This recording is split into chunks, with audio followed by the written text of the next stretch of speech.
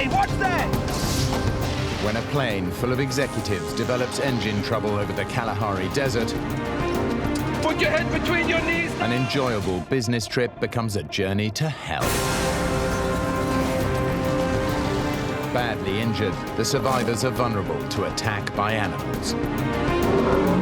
As two men trek out into the hostile wilderness to find help, This was the lowest I have felt in my life. time is running out for their injured friends. You have to come to terms with reality. I think we're going to die.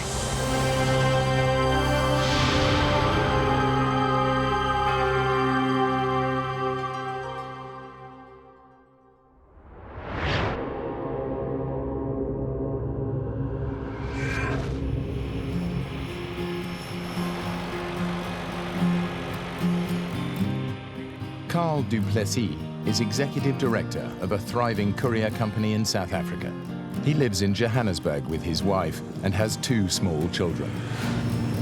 Today, he's chartered a private plane to take him and his team on a promotional tour of Botswana.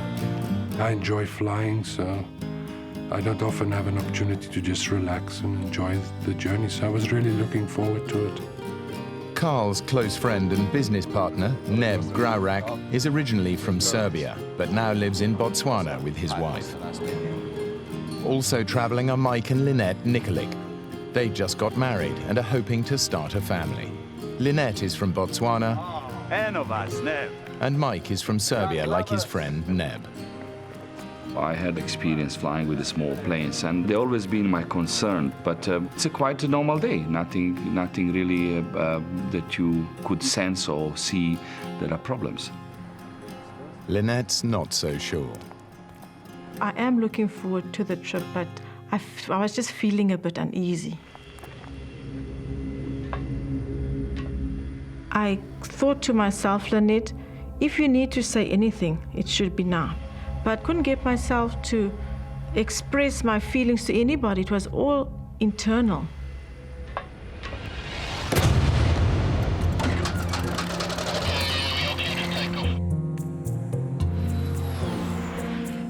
These entrepreneurs are used to the advantages that come with success.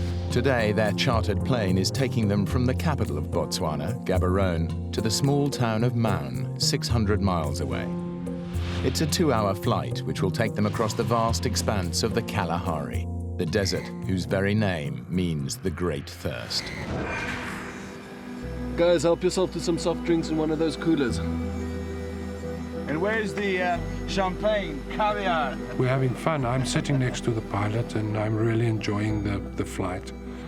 And behind me, Neb, Mike and Lynette's just talking. So it was quite a jovial atmosphere. An hour and a half into the flight, Lynette is still uneasy. For some reason, I was becoming claustrophobic. I'm not enjoying my flight. I'm looking out and wondering and looking. Don't worry. We take a big plane back, huh?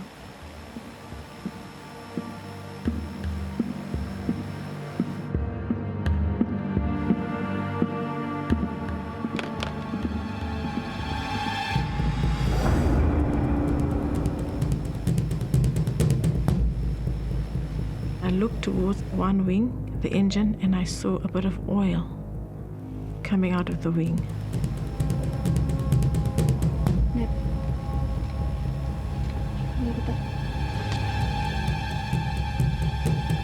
Costa, What? there's oil coming from the engine.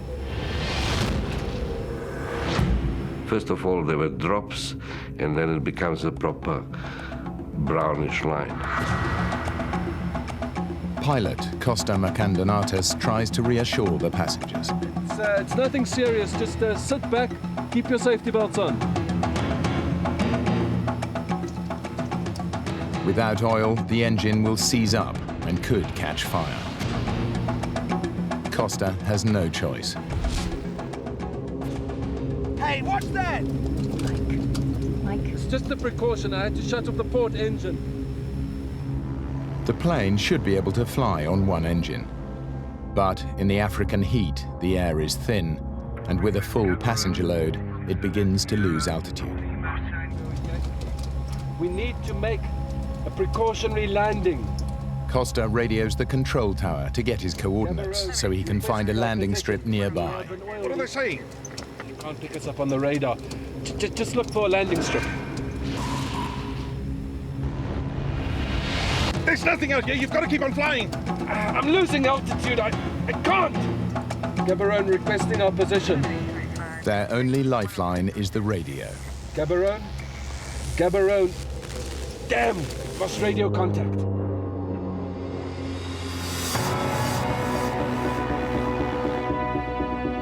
Costa knows he's going to have to crash land. I took Mike's hand, I took Neb's hand, and I said, God, I'm just asking for safe passage.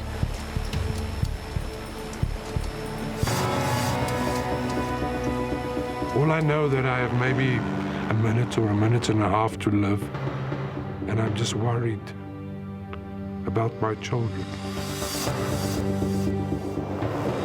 I remember elephants running in a panic because of the aeroplane coming. I just saw the earth coming closer and closer and closer. I know that air crashes, you really don't survive. Put your head between your knees now!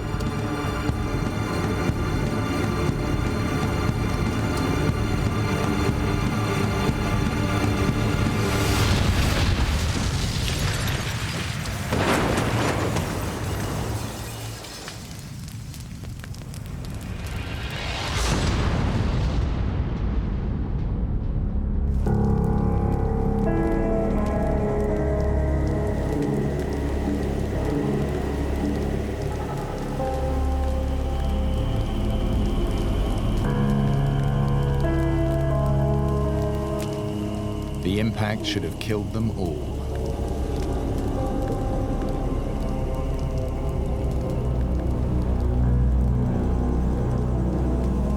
I'm still alive.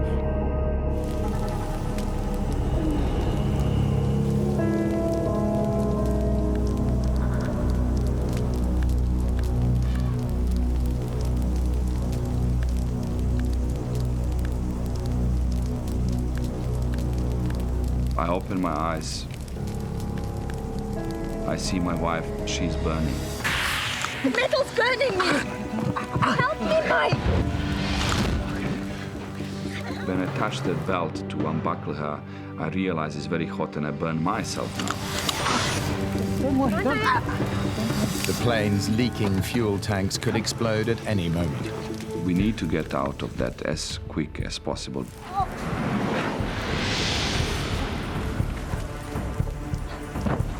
Your body is kind of state of shock. You try to get up and you just fall down.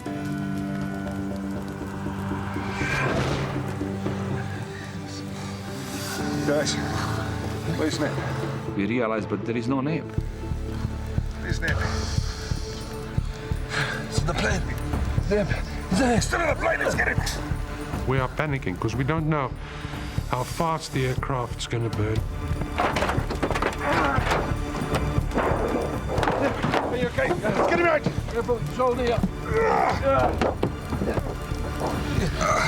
Neb, please. Is he still breathing? I don't know. Neb, talk to me.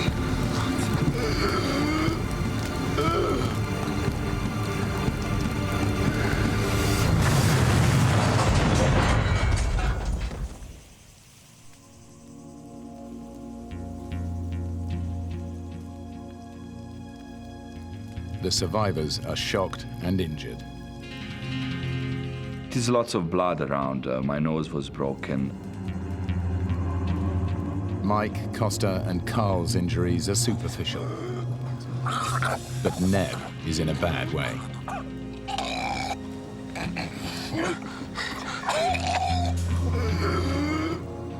The pain was unbearable because, particularly of the ribs. Just breathe. Just breathe.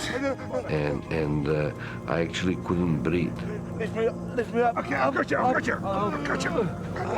Let's take him to the tree. Over there. Neb has punctured his lung. He has to prop himself up in order to breathe. I couldn't lie down. I had to stand most of the time. And I was hugging the tree. Lynette sustained multiple injuries in the crash. She has damaged her spine. I couldn't move.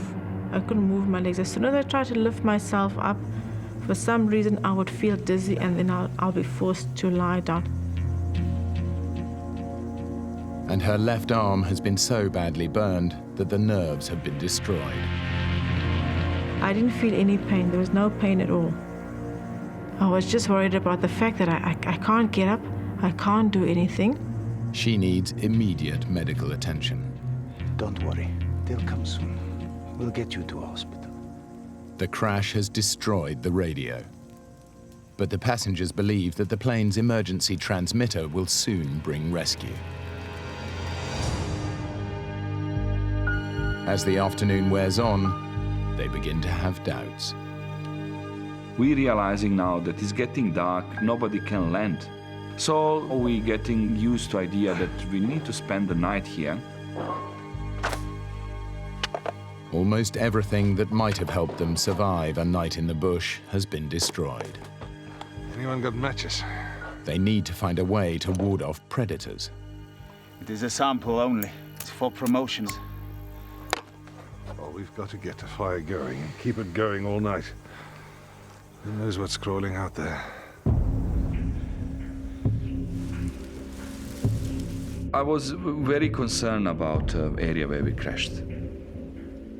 When I look at those trees, I was thinking this is a perfect area where leopard is living.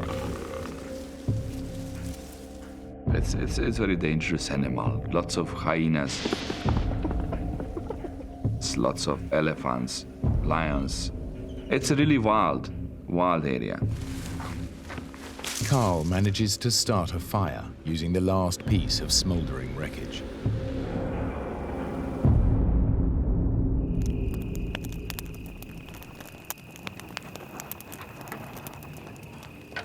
The pilot and the executives prepare themselves for a terrifying night in the bush. They know it's a dangerous time. Lion, leopard, and hyena are out hunting, on the lookout for weak, vulnerable, or injured prey. I can hear things move around in the forest, and I'm scared. There's a totally alien environment. You can feel the presence. There are they, you know, you don't see them, but you can feel that there is something is around you. The only thing that keeps them going through the night is the knowledge that they will be rescued in the morning.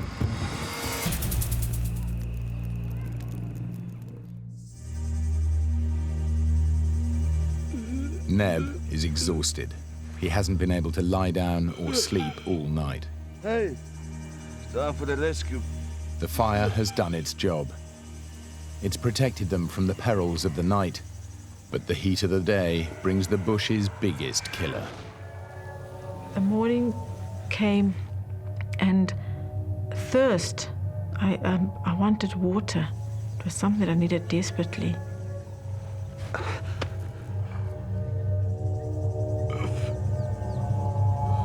The thirst is unbearable. Your mouth is so dry that you can even feel the pain in your mouth, in your tongue. They can find no water, so they take advantage of a fleeting source of moisture. Dew.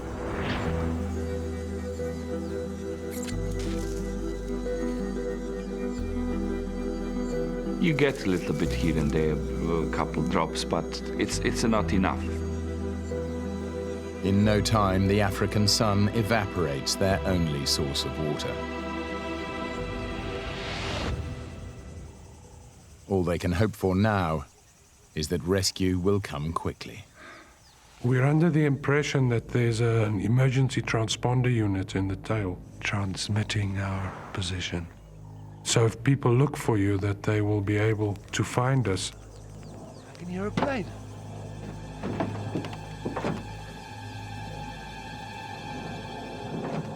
Over there. Over here! Help! Over here! Ah! Let's make some smoke! Over here! That's right! Help! Over here! Help! Over here!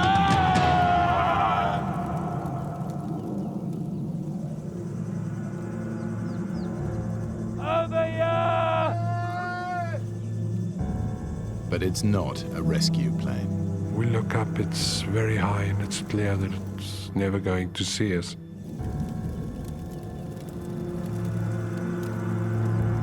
Carl can't understand why the emergency transmitter hasn't brought rescue. If you check if it's transmitting.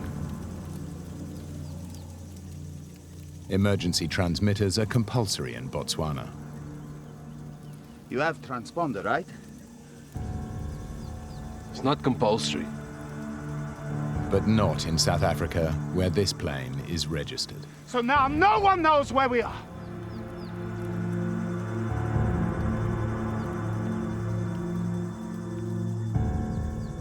We're realizing now that things are not so straightforward as we thought.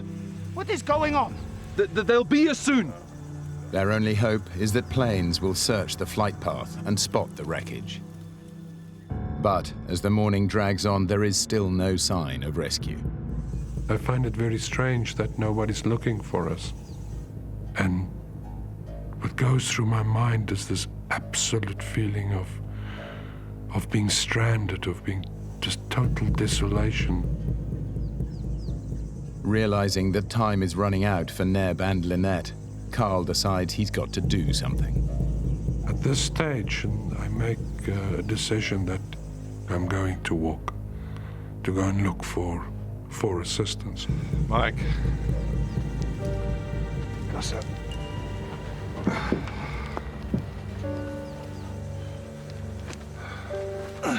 We're gonna walk. Don't be crazy. You'll die. If I walk, we double our chances of rescue, and Lynette and Neb need a doctor. I go with you. No. I'm not injured. I'll go. Be safer with the two of us. Costa has calculated that they've crashed about 150 kilometers south of Maun. So when do we leave? I think the sooner the better. I think it's quite easy to walk 5 kilometers an hour. If I walk 8 hours a day, I can walk 40 kilometers a day. I can walk to Maun in 4 days. You thought that you are not going to see him again, because you are not going to be alive. These are obviously enormously emotional situations. The decision to walk is not an easy decision to make. Will the people that are staying behind, will they cope without Costa and I? I'm worried that they don't have water. I'm worrying whether Mike can take care of both his wife and Neb. But it's the decision that I've made, so I decided to just go with my decision. And Costa and I set off. They set out and we said bye-bye to them. I felt very vulnerable again because now I felt that I couldn't help in any way. I was just lying there, and it wasn't my nature to feel helpless.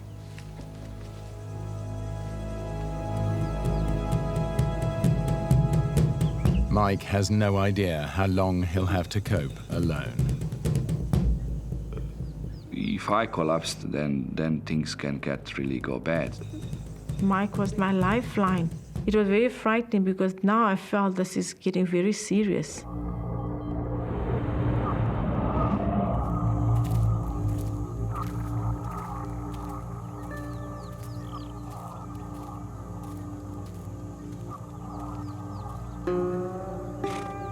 As they trek into the bush, Carl begins to have serious doubts about their position.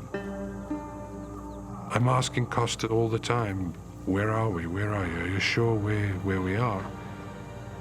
About 150 k's south of Nana, correct? Keep going due north. We'll be fine. I have my doubts about this simply from the point of view as to why no planes have come to look for us. I don't believe that he knows where we are. At this stage, Carl has no alternative but to accept Costa's word and walk north. But Carl and Costa are taking a huge risk. They have no experience of bush survival, and if they don't make it, neither will the others. By midday, the temperature at the crash site has risen to over 40 degrees. Mike, Lynette and Neb have had nothing but dew to drink for over 20 hours. Lynette's condition is deteriorating rapidly, and she's desperate for water. My throat is burning. I don't have energy. I mean, it's like completely dry. From my throat right into my tummy, it's dry, and it just needs some sort of moisture, water. Lynette is more thirsty than the others because she's losing moisture through her burnt flesh. Her only chance is that Carl and Costa will bring help soon. But as they continue walking through the bush, it becomes increasingly impenetrable. Walking through the bush is turning out to be extremely difficult. You have thorns sticking into your clothes all the time. But then they stumble across a solution. Costa, over here, quick!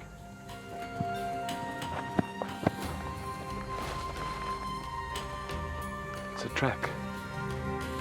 They've found an elephant path.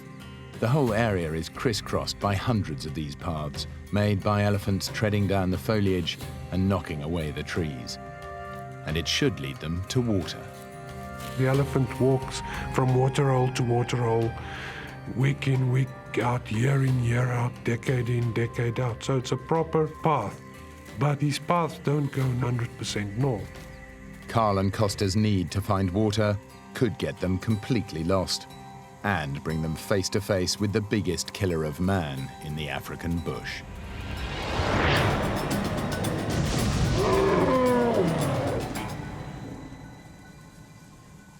Plane crash survivors Carl and Costa have made the risky decision to leave their injured friends behind and trek out into the African wilderness to find help.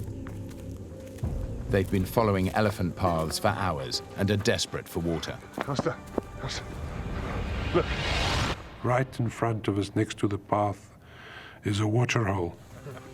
It's just a really small, little, muddy waterhole.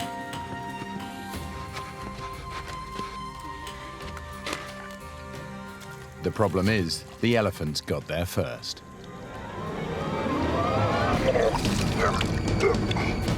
It smells awful.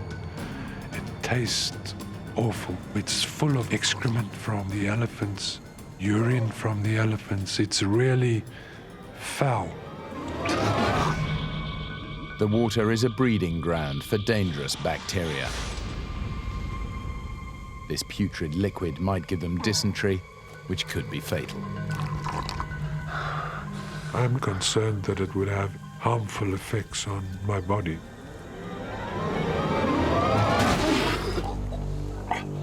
And yet, when you're thirsty, it's drinkable. Back at the crash site, Lynette, Neb and Mike are facing a similar dilemma. What came to my mind is to drink urine, so that is the something which will carry us alive.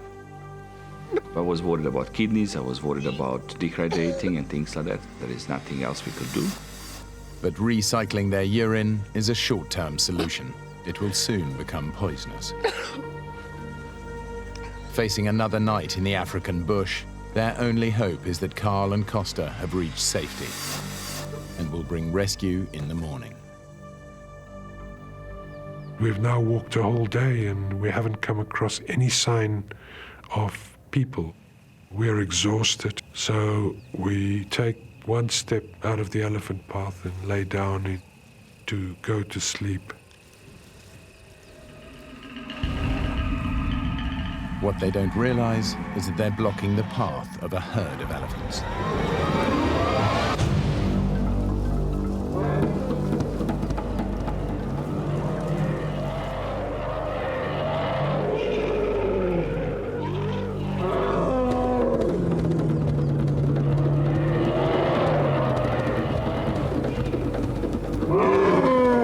Don't move.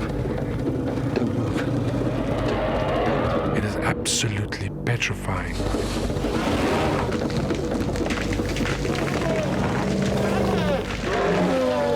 Costas is telling me not to move, but I'm unable to follow the instructions.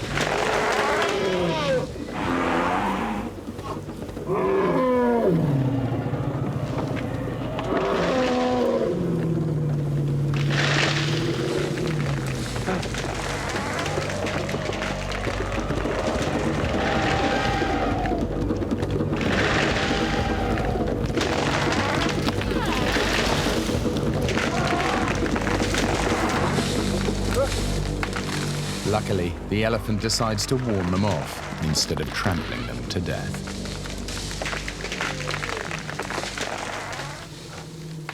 As night falls, the African bush has another surprise for them.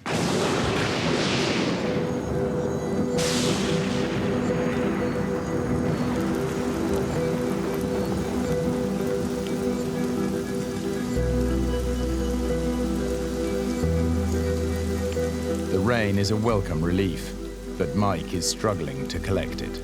I put various plastic things around just to try to collect some water, because obviously that's what we need. But the rain brings with it a terrible worry. It's in danger of putting the fire out, and Mike has no means of relighting it. Without fire, they're vulnerable to attack by predators. I try even to go back to the aeroplane. I put something over the fire from aeroplane just to protect direct water coming into the fire. It was quite a task. Mike manages to save the fire, but before any water can be collected, the rain stops. The survivors are left as thirsty as if the rain had never happened.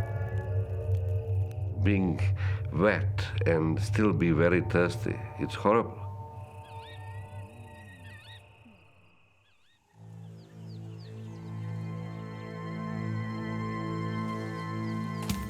Carl and Costa have survived another night in the bush, but Carl is increasingly worried that they're nowhere near to Mound.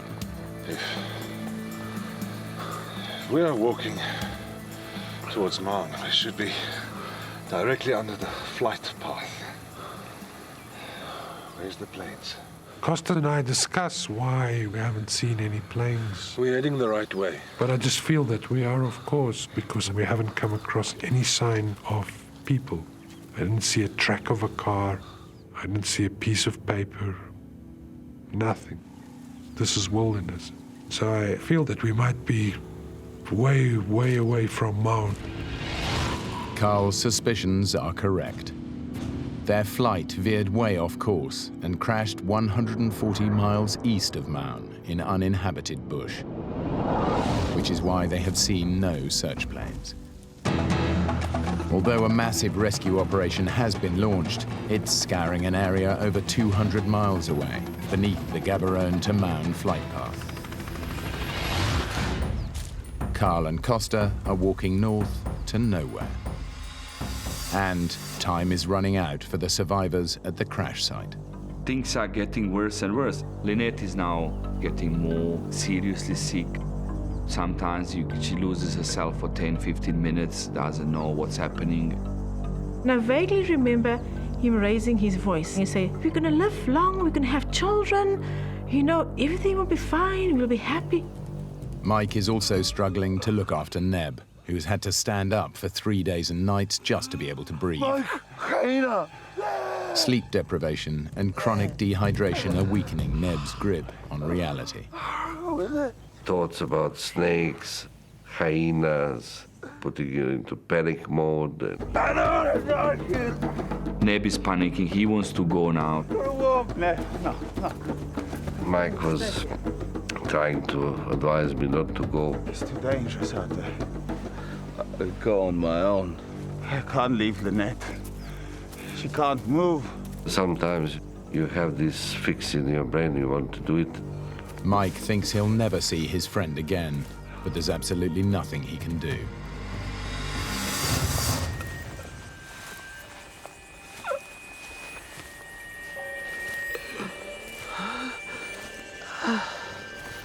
Neb's condition is causing him to hallucinate. I wanted to find village with the people who will just pull us and rescue us.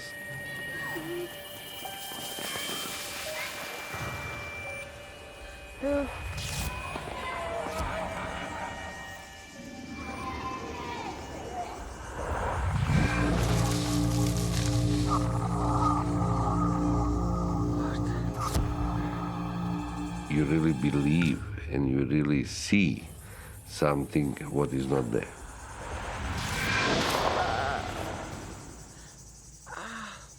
The moment when you see there is nothing there, that is a big disappointment.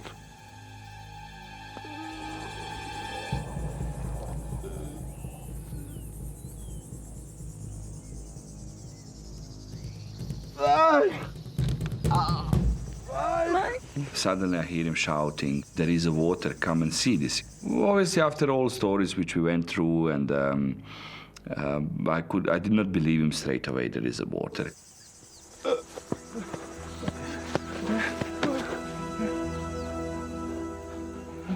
But this time, it really is water.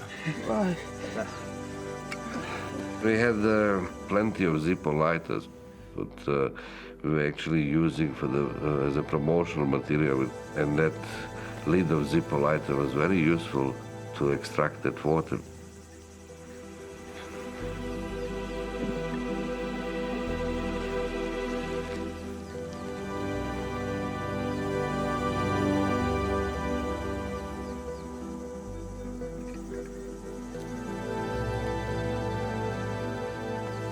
Funny enough, more I give them, they need more water. They put lots of pressure on me. They need the water now. Now or they're dying. No, I need more. So I said, okay, fine.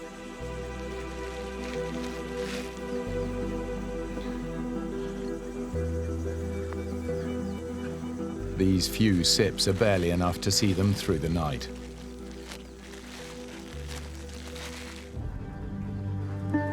But Carl and Costa aren't even that lucky. We're just walking and walking and walking, and we're not finding any water. I'm really, really thirsty. And I'm constantly thinking about how the other people are doing, constantly evaluating whether the decision was the right one to leave them there. And it becomes clear to me that we're going to have to go to sleep that night without having had anything to drink.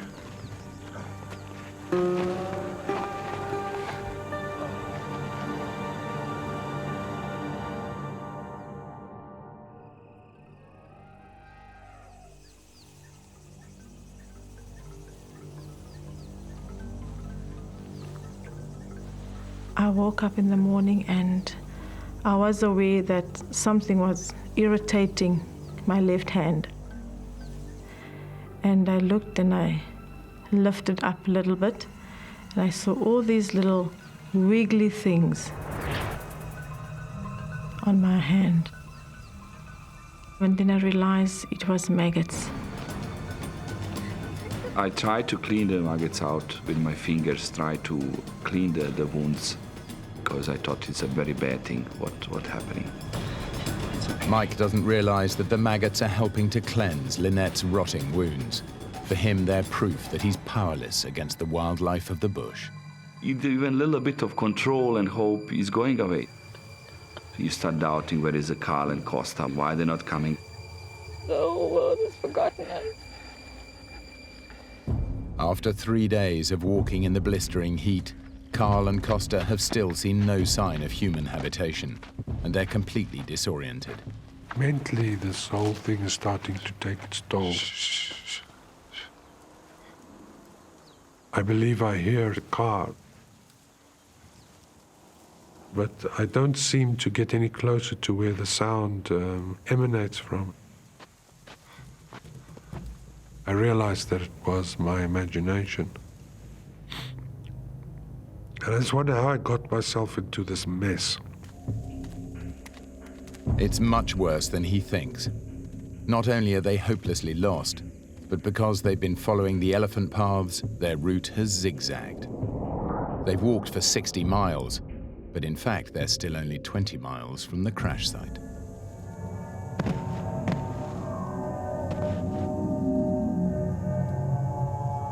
I'm older than Costa, so I think I'm mentally stronger, even if I'm not physically stronger. All my life I've been taught to be stoic. I realize that Costas and I have only ourselves to extricate ourselves from this situation. There's no alternative. You know, I have children, responsibilities that I have to take care of. I can't perish in Botswana. Can't do it. But I'm wondering for how long I can actually walk, keep it up like this.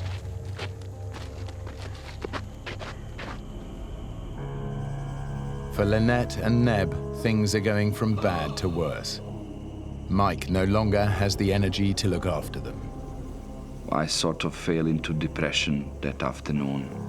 And I remember even it crossed my mind to go and commit suicide, take my belt or hang myself on the tree, because, you know, you just wanted to end it.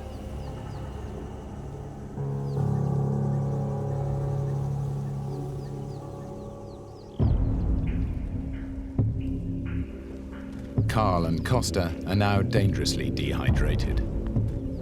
The most important thing in the world now is just to have something to drink.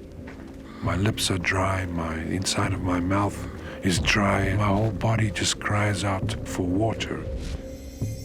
At around 12, we approach the water hole. I sort of go across the lip. There's no water. There's just no water.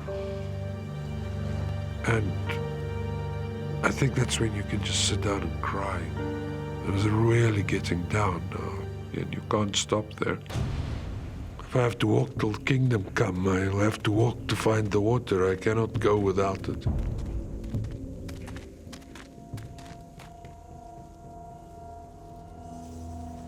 Mike, convinced that rescue is never going to come, decides to make preparations for death.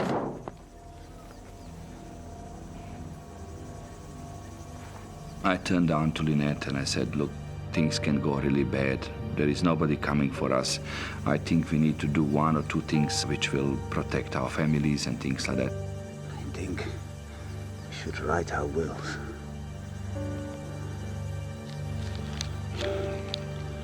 So we took one of my credit card slips and eyebrow liner, and then we wrote the last will and testimony.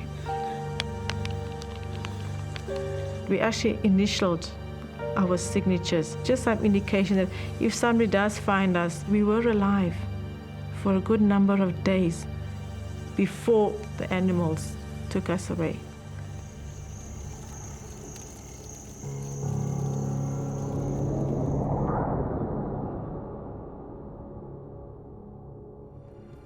After a team of business executives crashed in the African bush, survivors Carl and Costa set off into the wilderness to get help for their injured colleagues. They are now totally lost, exhausted, and dehydrated. This was the lowest I've felt in my life. It's totally uncharted territory. I was absolutely despondent. I'm starting to doubt whether I took the right decision to walk.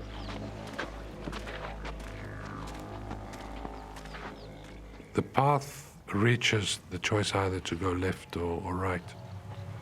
Left or right? At this stage, I don't really think it really matters if we go left or right. What difference does it make? He doesn't realize that this is a life or death decision. Right.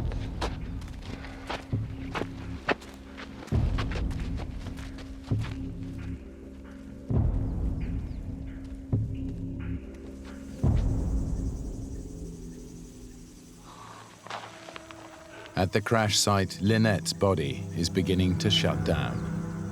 I woke up in the morning and I started feeling very, very cold. And I was lying in the sun, thinking now, Lynette, you have to come to terms with reality. I could see that she's losing strength in her and the body getting like an old tree. You could feel that he's coming to the end. Neb is also getting worse and worse.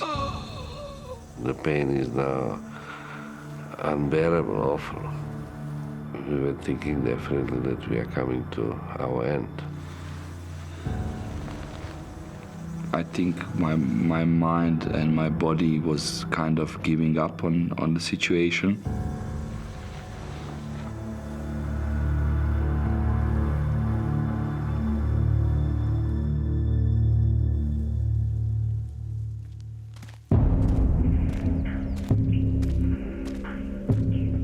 Carl has also lost hope and no longer trusts his own judgment. As I walk along, I saw a straight line protruding from the trees. I immediately banished it from my brain, as I know there are no perfectly straight lines in nature, and I just don't feel like being disappointed again. I'm sure that I'm imagining it.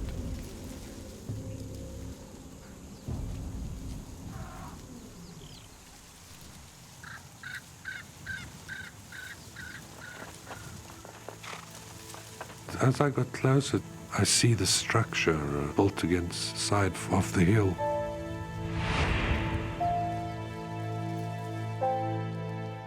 It's a hunting lodge, the only building for over 30 miles in any direction.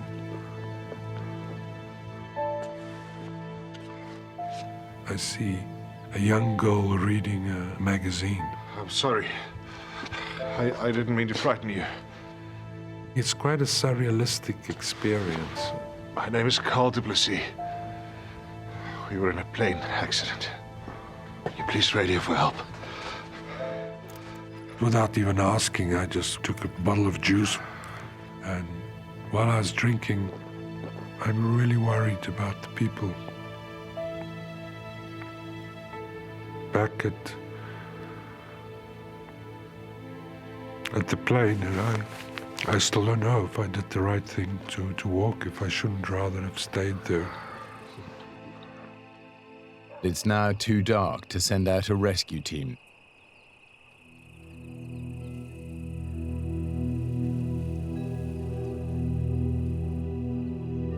It is difficult looking at the partner that dying. You just got married and then you lose your wife like that in such a bad accident or kind of stupid accident, call it. I need to tell you something.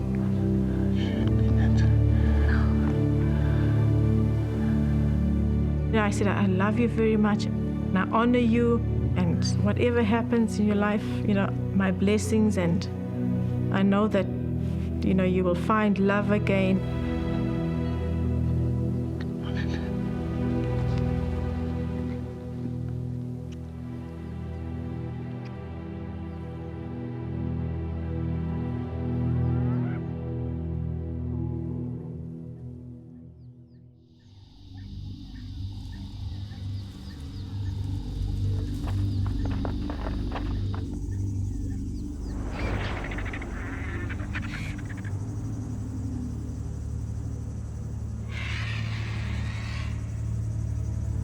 I start seeing the vultures coming around our crash site. I felt that they coming for the meal.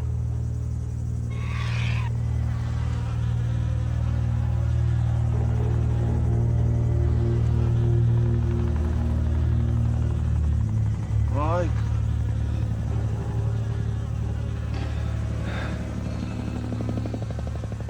Helicopter! You know, after 5 days here, you know, even mosquito for me is like a helicopter. You're just hallucinating. Helicopter! Over here!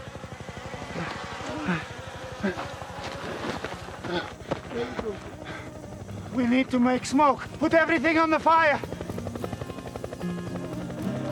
Ah!